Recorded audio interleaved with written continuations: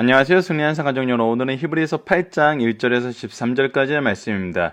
히브리서의 21번째 강좌로 하늘 장막에서 새 언약에 성취하신 예수님을 바라보자는 제목의 말씀입니다.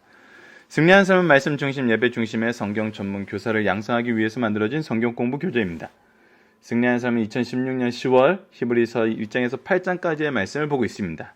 오늘은 10월의 마지막 날로 바로 8장의 말씀을 상고한 후에 내일 11월부터는 9장에서 13장까지의 말씀을 저희들 함께 나눠보도록 하겠습니다. 승리하는 삶은 발행이신 박열 목사님의 구속서로 조망한 성경연속 강해집 히브리서를 통해서 편집이 되어 있습니다. 어제 업로드된 위크스터디를 통해서 저희들 계속 구조에 대해서 얘기를 하고 있고요. 이 히브리서 말씀이 우리에게 어떻게 하나님의 말씀을 전달하고 있는지, 특히 예수님에 대해서 어떻게 설명하고 있는지, 우리가 예수님에 대해서 바로 알아야 되는 부분이 무엇이며 이 예수님을 바로 전하는 내용이 무엇이 되어야 되는지를 히브리서를 통해서 저희들 나누고 있습니다. 이 내용을 기초로 이번 주 말씀을 통해서 우리가 한 가지 주제를 정하고 그 주제에 대해서 나누는 시간을 가지고 있습니다. 그것이 바로 무엇이냐면 대속의 은혜를 점진적으로 우리에게 가르쳐 주신 이유는 무엇인가입니다. 왜 히브리서에는 지금과 같은 방법으로 예수님과 하나님과의 관계, 예수님과 우리와의 관계, 예수님과 우리와의 관계에 대해서 설명하고 왜 하나님께서 보내신 메시아로서 천사보다 우월하고 말씀의 선포자로서 모세보다 우월하고 제사장으로서 아론보다 더 우월한지 왜 이 내용을 설명해야 됐는지 우리가 역사적인 사실과 시대의 흐름 안에서 또 이 말씀을 우리 삶에 적용함으로써 이 말씀을 우리에게 주신 이유를 바로 발견하게 되는 것입니다. 특히 이번 주 말씀은 바로 예수님을 이렇게 점진적으로 가르쳐 주신 이유가 뭐냐는 거예요. 특히 아브라함에게 계시하신 예수님의 모습, 모세를 통해서 계시하신 예수님의 모습, 아론을 통해서 계시하신 모습, 그리고 멜기세덱이라는 정말 이 땅에 없는 아브라함의 후손이 아닌 하나님의 대제사장으로서의 모습의 멜기세덱의 모습을 왜 우리에게 미리 소개시켜 주셔야 했는지, 그리고 모세의 언약을 통해서 예수님은 어떻게 드러났었는지, 그리고 아론의 자손들에게 이 제사제도를 맡기신 것이 도대체 예수님의 무엇을 설명하시는 거였는지, 그것을 점진적으로 우리에게 가르쳐 주신 이유는 무엇인지를 우리가 보도록 하겠습니다. 자, 오늘 본문 말씀을 통해서 이것을 다시 한번 또 간략하게나마 정리하는 시간을 가져보도록 하겠습니다. 자, 본문 말씀은 히브리서 8장 전체 부분입니다. 제목은 하늘 장막에서 새 언약을 성취하신 예수님을 바라보자입니다. 자, 지금 이제 예수님은 제사장들은 광야에서 장막, 그리고 가나안 땅에서는 성전, 이렇게 대표되는 곳에서 하나님께 제사를 드렸어요. 그런데 예수님께서는 지금 어디에서 이 하나님께 드리는 제사를 완성하셨냐는 거예요. 이 부분이 분명히 달라요. 이것을 우리가 히브리서가 가르쳐주는 이 독특한 비유를 우리가 좀 이해를 해야 되는데, 예수님께서 구속의 역사를 완성하신 것은 이 지상에서였어요. 그런데 왜 히브리서에서는 이것을 하늘의 장막이라고 표현을 했는지를 우리가 이해를 해야 돼요. 이것이 가르쳐 주는 게 바로 옛 언약과 새 언약의 분명한 차이를 정확하게 설명해 줄 수 있는 지점이거든요. 자, 지금 우리가 하는 말의 이유점은 이러한 대제사장이 지금까지 스스로 제물이 되셔서 대속의 제사를 완성하실 수 있는 분이 유일한 그 분이 바로 예수님이신데, 그분이 우리에게 있다는 것인데, 이러한 대제사장 바로 예수 그리스도가 우리에게 있다는 것인데, 그는 하늘의 지극히 크신 이의 보좌 우편에 앉으셨으니, 지금 예수님께서는 어떤 모습으로 계시냐는 거예요. 자, 멜기세덱의 반차에 대해서 우리가 얘기했을 때 그는 평강의 왕이요 의의 왕이라 그랬어요. 즉 왕의 직분과 제사장의 직분을 동시에 가지고 있던 바로 예수님을 예표하는 인물이었어요. 지금 예수님께서는 어디에 계시냐면 하늘의 지극히 크신 이에, 즉 하나님의 보좌 우편에 앉아 계신다는 거예요. 보좌 우편이라는 것은 하나님의 모든 권한을 받으셨다는 거예요. 즉 왕으로서 계신다는 거예요. 예수님만이, 하나님께서 왕의 모든 권한을 예수님에게 주셔서 이 통치를 이루고 계세요. 즉 예수님은 하늘에서 바로 멜기세덱이 보여준 것과 같은 왕이면서도 대제사장의 모습으로 지금 하늘에 계세요. 성소와 참 장막에는 섬기는 이시라, 성소와 참 장막에서 섬기는 이시라. 이 장막은 주께서 세우신 것이요. 자, 바로 성소와 참 장막이 있어요. 거기에서 섬기는 분이세요. 즉 거기에서 대제사장의 역할을 하시는 분이에요. 근데 이 장막의 특징은 뭐예요? 주께서 세우신 것이요, 사람이 세운 것이 아니니라. 자, 모세의 장막과 하늘의 장막의 차이를 우리가 지금 잠깐 설명을 해드리도록 할게요. 모세의 장막, 즉 이거는 모형이에요. 하늘의 성소는 실체예요. 건축의 위치는 모세의 장막은 땅 위였어요. 그러나 하늘의 성소의 이 건축의 위치는 하늘이에요. 건축자는 하나님께서 사람을 통해서 세우셨어요. 그래서 사람이 세운 거예요. 근데 하늘의 장막은 주님께서 세우신 것이에요.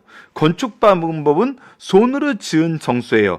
이 세상의 창조에 속해요.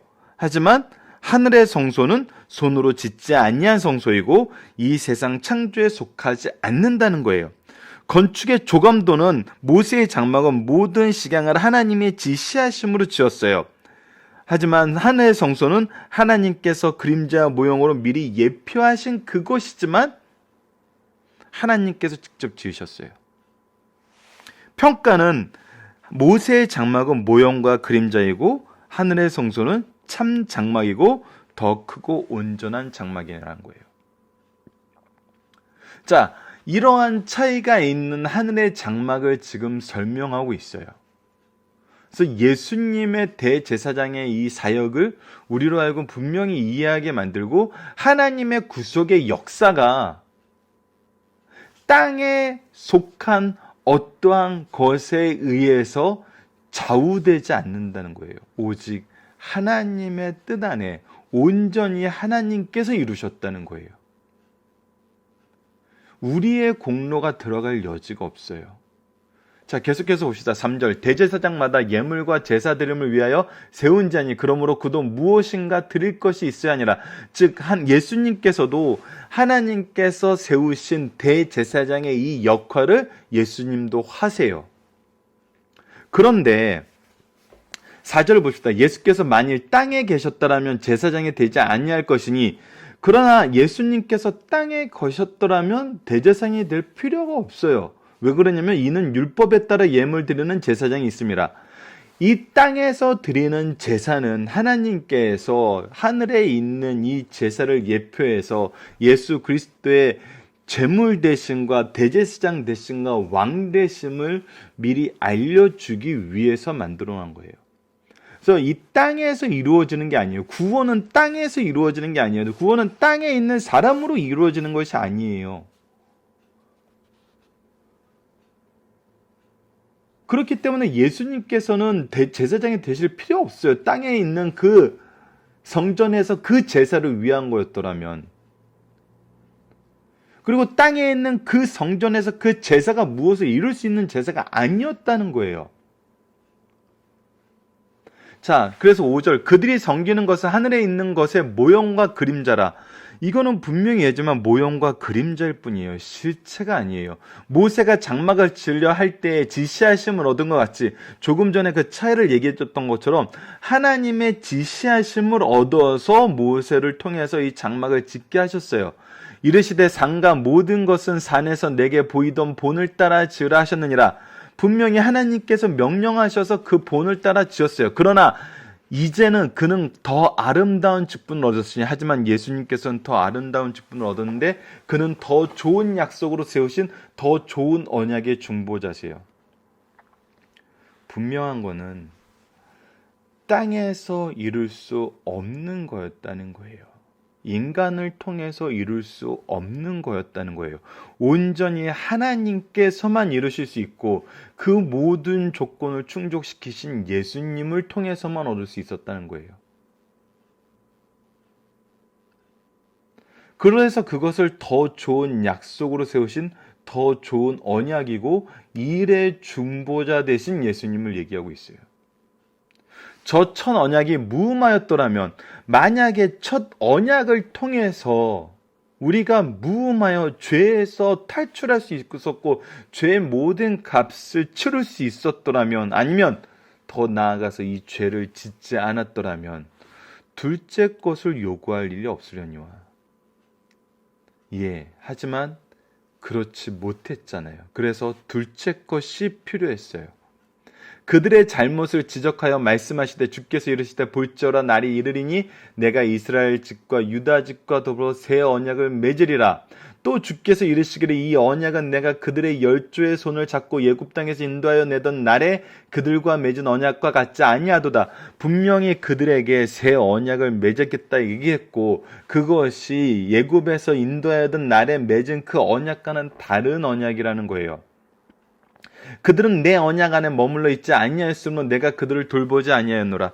그들이 첫 언약에 머물러 있지 아니하였으므로 돌봄을 받지 못하게 됐어요. 죄에 빠졌어요. 죄의 노예가 되었어요. 여러분들, 이것이 마태복음 말씀을 우리가 상고했을 때 예수님의 설교, 세례 요한의 첫 설교하고 동일함을 보여줘요. 자, 첫 설교가 뭐였죠? 회개하라, 천국에 갖고 왔느니라.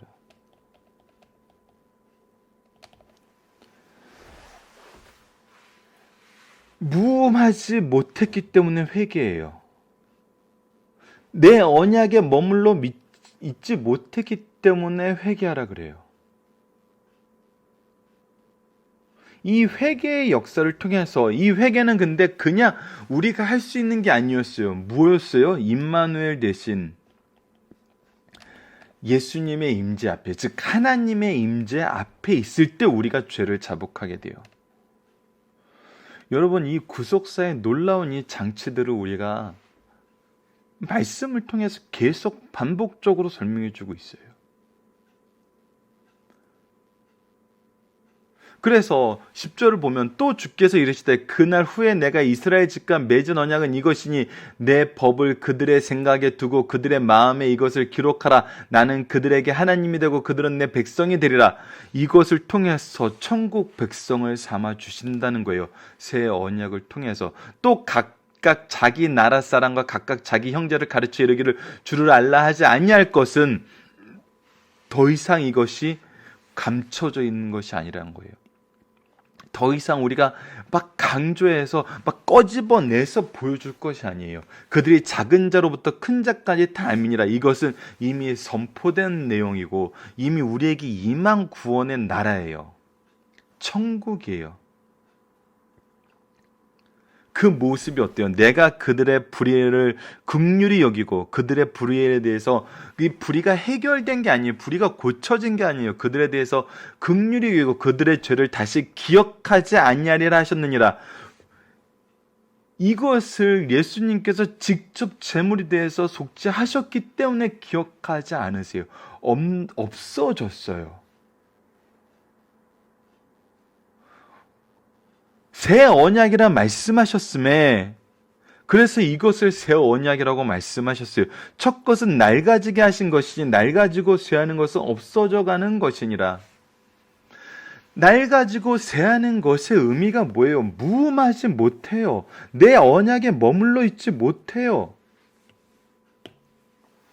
이곳에 계속 매어 있으면, 이 첫 것에 매어 있으면 하나님의 긍휼하심에 있지 못해요. 죄에 대한 해결이 안 돼요. 그래서 이것은 낡아지고 쇠하는 것이라 표현하심으로 누구에 대해서 바로 알게 하세요? 예수 그리스도의 구원의 사역에 대해서 바로 알게 하세요. 여러분, 이것을 통해서 우리가 기억해야 될 것은 왜 이토록 점진적인 방법으로 말씀을 가르치셨냐는 거예요. 우리가 지금 이 부분을 보고 있는 건데, 왜 첫 언약의 틀 안에서 율법을 주시고 성막과 성전을 통해서 예수 그리스도를 바라보게 하시고, 그 이후에 예수님을 통해서 하늘의 성수에서 드리는 이 제사 제도를 통해서 우리의 구원을 완성시키셨냐는 거예요. 왜일까요? 왜?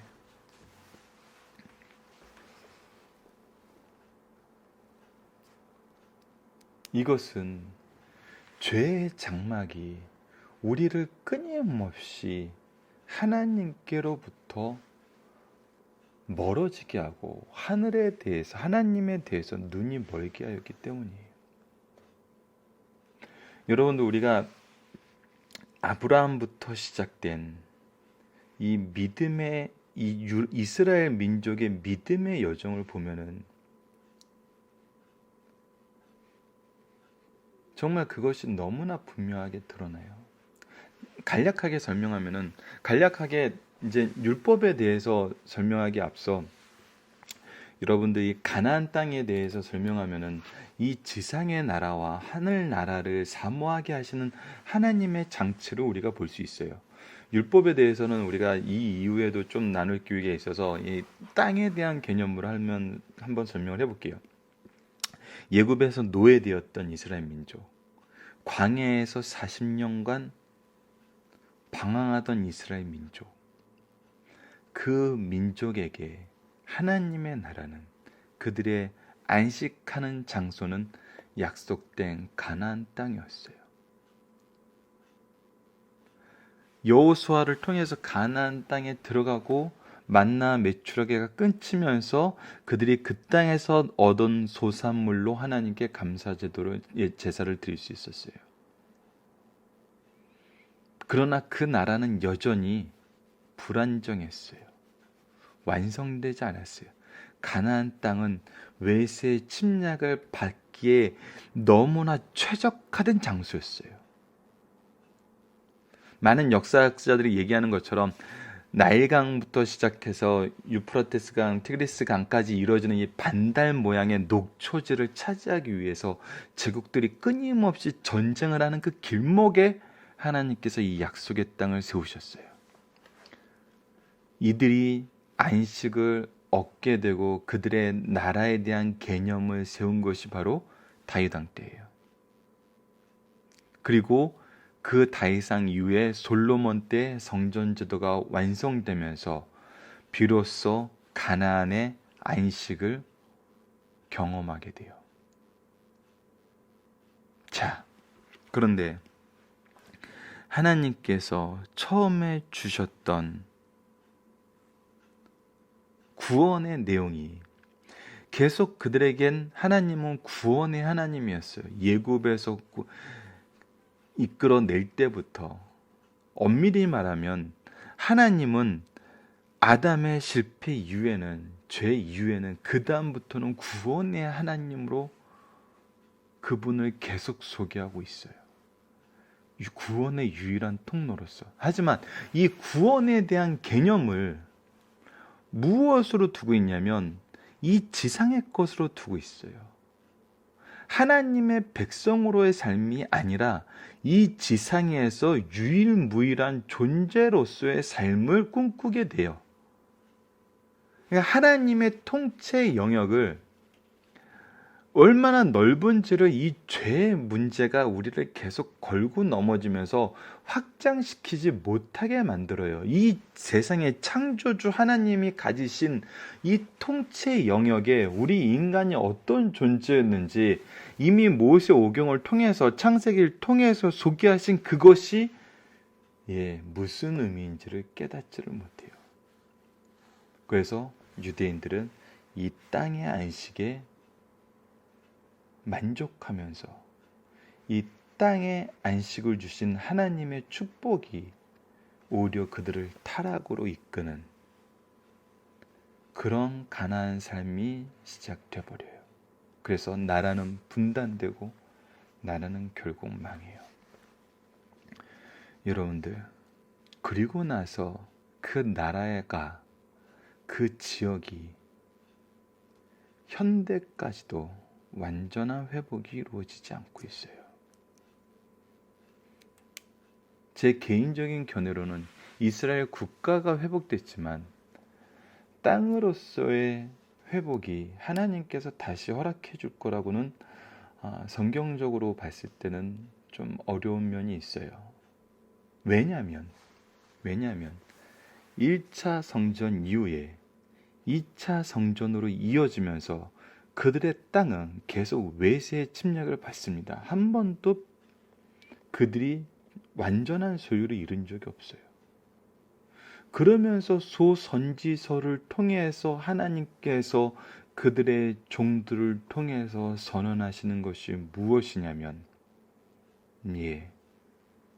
영원한 나라에 대한 소망을 갖게 하세요. 영원한 나라에 대한 소망. 즉, 하늘나라의 소망을 비로소 그들이 깨닫게 되고 사모하게 돼요. 세상적인 것이 아님을 제국들을 통해서 보여줘요. 우리가 다니엘서를 통해서 봤던 것처럼 제국을 통치하시는 분이 하나님이심을 보여주면서 이 나라의 땅은, 이 나라의 땅 정도가 하나님의 백성으로서의, 하나님의 자녀로서의, 하나님의 일꾼으로서의 영역이 아님을 분명히 보여줘요. 그리고 나서 예수 그리스도를 통해서 바로 이 하늘의 장막에서 완전한 죄의 속죄를 이루신 온 우주의 왕이신 예수님을 소개해 줍니다.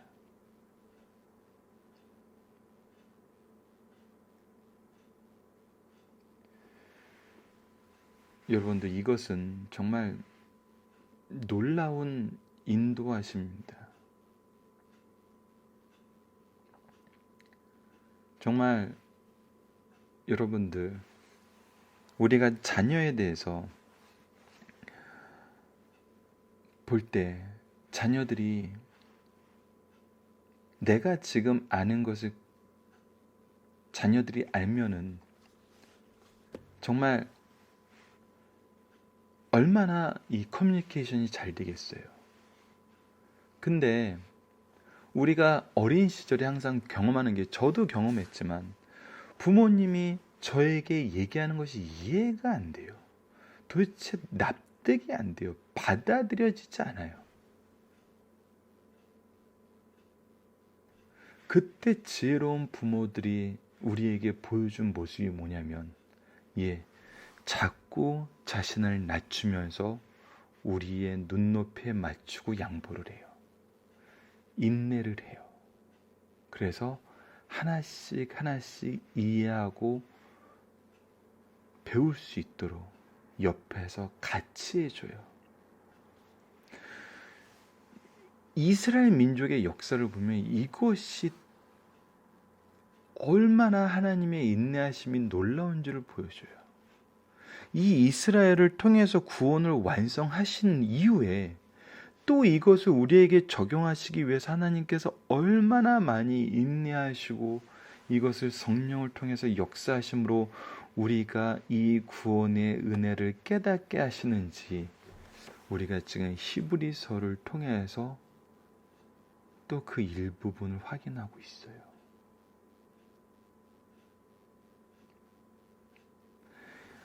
말씀의 점진성은 여러 가지 의미가 있지만 정말 철저하게 부족한 나에게 하나님께서 맞추고 계심을 우리가 기억해야 돼요.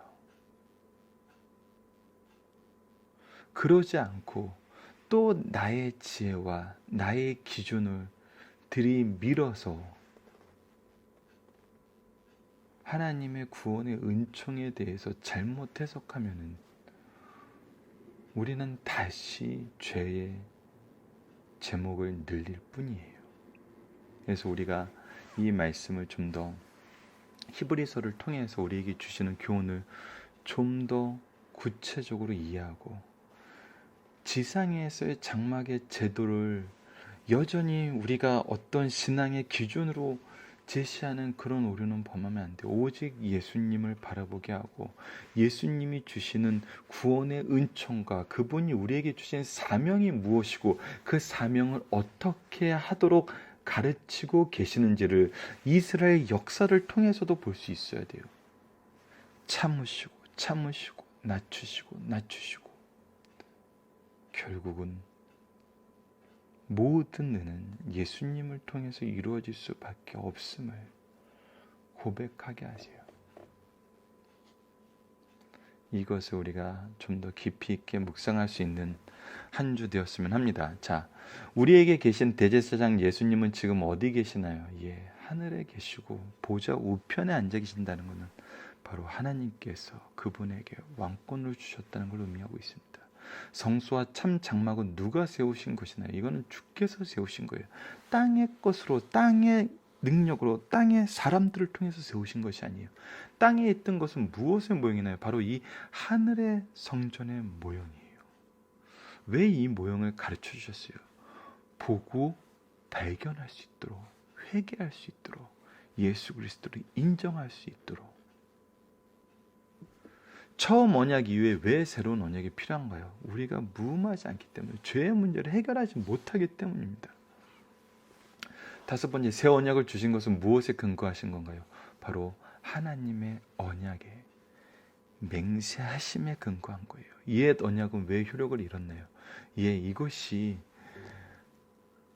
우리가 그 안에서 구원의 은혜를 경험하지 못하기 때문이거든요. 경험하지 못했다는 것보다는 그림자로서의 경험은 있지만 그 안에 머물러 있지 못하기 때문이에요. 새 언약은 무엇에 기초를 했냐면 바로 하나님의 긍휼하심에 기초를 했고 하나님의 용서하심에 기초가 되어 있다는 것입니다. 중심사상을 보도록 하겠습니다. 히브리서는 우리의 믿음의 도리, 기독교의 진리가 갖는 우월성과 절대성을 가르쳐주고 있습니다. 히브리서가 가르쳐주는 주님은 어떤 분이신가요? 그는 창조로서 모든 피조물보다 뛰어나신 분이시며 그의 사역 또한 레위 계통의 제사장보다 탁월하신 분이세요. 이제 8장에서는 예수님의 사역의 탁월성뿐만 아니라 새 언약에 따른 새 제도의 탄생을 말하려 합니다. 구약과 신약의 제사는 생명의 근원이 되는 피를 드리는 것에서는 동일하나 차이는 제물이 짐승에서 예수로, 중보자가 제사장에서 예수로 발전했다는 점이에요. 8장에서는 모세를 통해 이스라엘 백성에게 주셨던 옛 언약이 어떻게 하여 그리스도로 말미암아 새 언약으로 대체되었는가를 설명해요. 모세 율법으로 말미암은 모든 제사 제도는 하늘에 있는 것에 모형에 지나지 않는다는 사실을 밝히고 있어요. 따라서 모형은 실체적인 것에 의하여 대체될 수밖에 없는데 그 실체란 다름 아닌 예수 그리스도의 사역임을 가르쳐줘요. 이처럼 인간적인 제사 제도가 예수 그리스도의 중보 사역으로 대체되는 것은 하나님의 약속이에요. 왜 이런 새 언약이 필요했고 어떻게 약속되었으며 무엇이 우월한가로 오늘 본문을 통해서 우리가 확인한 것입니다. 예수님의 참 제사입니다. 이스라엘 사람들에게 성소, 제사, 제사장은 그 무엇보다 가치 있는 제도요, 행위요, 사람이에요. 그러나 땅에 있는 성소나 제사나 제사장은 예수 그리스도를 가리키기 위한 모형과 그림자에 불과했어요.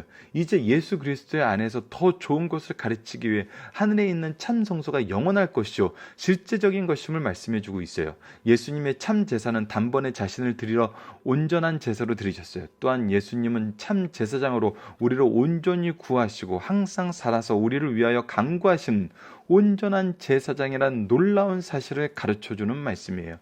여러분들, 이 제사의 제도에 대해서 우리가 이번 달 중순쯤에 나눴던 부분이 있죠. 이스라엘 성전이 파괴된 이후에 이스라엘 민족들이 그렇게 강조했던 이 제사 제도가 없어졌어요. 드릴 수 없어요. 현대에서도 안 드려요.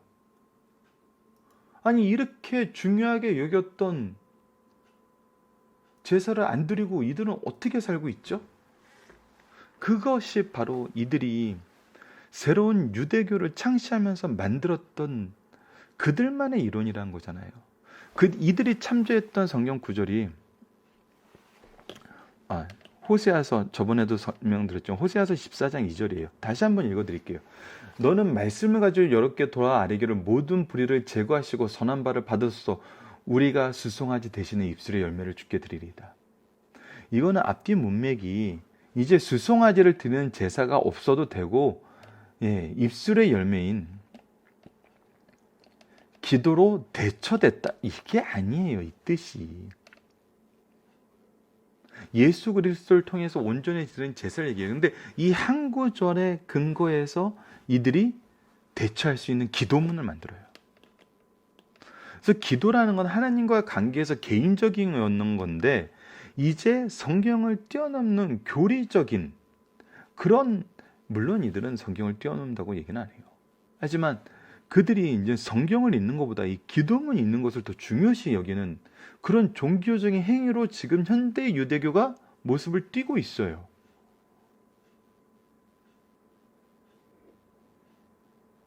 이렇게 설명하는 것과 예수 그리스도를 통한 참제사, 성경을 기초로 얘기했을 때 어느 것이 더 하나님의 본뜻을 얘기하는 거겠어요? 이건 비교가 안 돼요, 여러분. 히브리서를 통해서 얘기하면 이런 거는 말도 안 돼요. 그리고 이들의 이제 기도문을 언제 한번 소개를 해드릴게요. 근데 제 동생이 히브리 대학에서 공부를 하고 와서 이 부분에 대해서 좀 지난주에 논의를 했는데, 이런 기도문의 완성도 시대가 흐르면서 꾸준히 좀 한창 후에 이루어졌고, 이때 70년 성전 회파 이후에 이제 이 기도문으로 제사를 대처하는 것도 한참 후에 좀 정착이 되었고, 그리고 이게 시대나 지역마다 너무나 많이 변경되고 있다는 거예요. 뭐예요? 그들의 환경에 맞게 변형되고 있다는 거예요. 그러니까 변치 않는 하나님의 말씀과 하나님의 구속사로 설명하는 이 히브리서 말씀과는 비교 자체가 안 돼요. 그러니까 우리가 이 부분에 대해서 정말 자부심을 가지셔야 됩니다, 여러분. 하나님의 뜻을 바로 전개하는 이 히브리서 말씀을 우리에게 허락하심으로써 왜 제사가 필요 없는지 얼마나 분명하게 설명할 수가 있어요. 그리고 이 은혜가 얼마나 큰지, 우리 예수님께서 무엇을 하고 있는지. 자, 그리스도의 구속의 은혜에 대해서 보도록 하겠습니다. 우리에게 이 놀라운 구속의 도리가 임하기 전 우리의 민족 종교나 자연 종교에서는 어떤 제전이 있을 때마다 신들을 위한 인간의 희생이 강조되어 있어요. 이거는 모든 고전에 있어요. 여러분들, 기독교만큼 인간의 가치를 존중하는 종교가 없어요.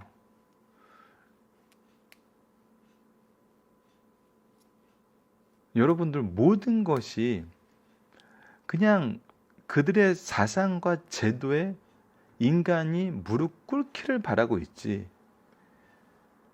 인간을 살리는 건 없어요.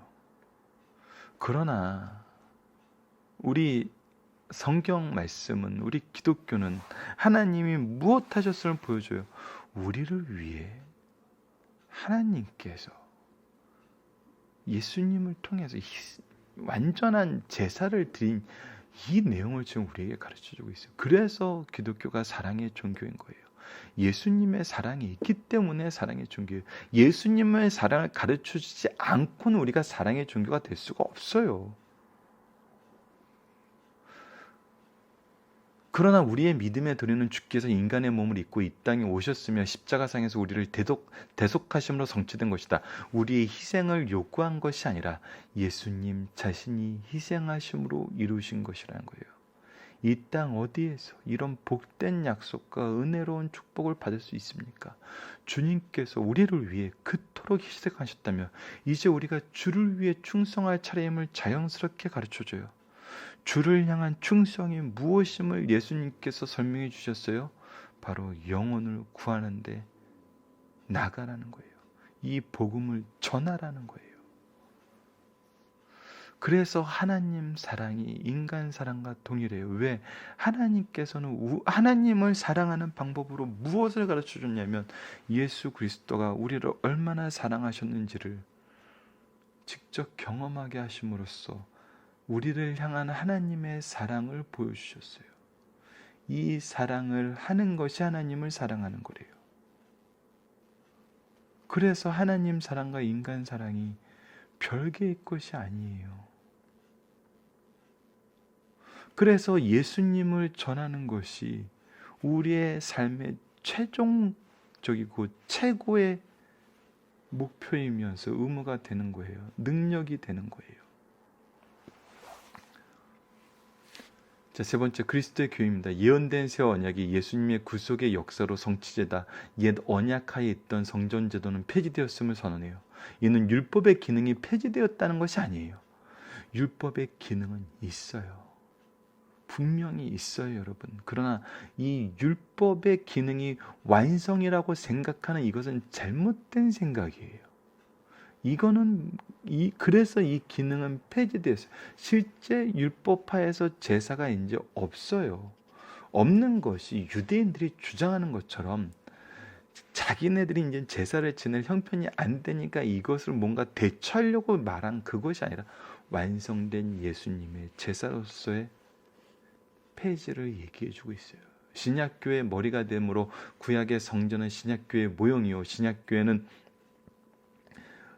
구약 성전의 원형으로 이해되어야 한다. 이렇게 볼 때 구약 성전은 신약 교회의 예표요, 신약 교회는 구약 성전의 실체입니다. 그러므로 성전의 의미를 바로 알지 못하면 교회와 그리스도를 바로 이해할 수 없게 돼요. 이와 같이 폐지된 제도라고 무용한 것이 아니라 계속 연구돼야 될 것을 가르쳐줘요. 왜 제사가 필요했는지를 우리가 잘못 해석하면 예수님께로 가는 것이 아니라 엉뚱한 데로 간다니까요. 그것을 우리가 말씀을 통해서 점검이 돼야 돼요. 여러분, 살펴보기를 통해서 이 부분 좀 더 각자 연구를 해주시고요. 적용입니다. 현대교회 교육에는 은혜만 강조하며 가르치는 경향이 드러난다. 이때 우리는 옛 언약과 새 언약을 모두 가르치는 것이 필요한가? 예수님께서 은혜를 완성하셨잖아요. 이제 예수님이 주셨잖아요. 예수님께서 이것을 완성했는데 이제 누리기만 하면 되는데 왜 옛 언약이 필요하죠? 왜 필요할까요? 여러분들의 대답과 각자의 이유를 한번 나눠보세요. 그리고 그것을 히브리서가 가르쳐주는 말씀의 기준으로 한번 점검을 해보세요. 여러분의 생각이 기준이 돼서 말씀을 이렇게 끼워 맞추지 마시고요.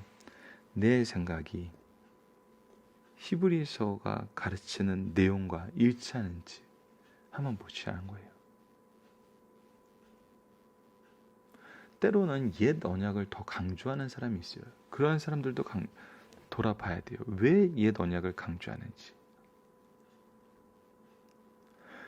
하나님께서 예수님을 이 땅에 보낸 목적과 방법과 과정과 결과와 그 안에 주신 새로운 언약을 우리가 다 같이 볼 수 있어야 돼요. 이 틀 안에서 우리가 자유로운 거지, 이 틀을 깨면서 자유로운 건 아니에요. 이 틀을 깨면은 죄의 노예가 될 뿐이에요. 이 틀 안에서 참된 자유가 있는 거예요. 결국 죄악의 모든 것은 심판받고 하나님의 통치만 온 우주에 남게 됩니다. 이 신앙에, 이 가르침에 위배되는 것이 있는지 한번 보자는 거예요. 우리의 생각과 우리의 가르침과 우리의 행동이. 이거는 우리 신앙생활에 굉장히 중요합니다. 우리가 이것을 히브리서가 가르쳐주는 방법대로 하지 않으면 나중에 제자들과 자녀들에게 신앙생활에 대해서 얘기하는데 신앙적인 오류에 빠져서 우리가 위선자라는 얘기를 듣게 돼요. 이거는 정말 우리가 회개해야 될 부분입니다.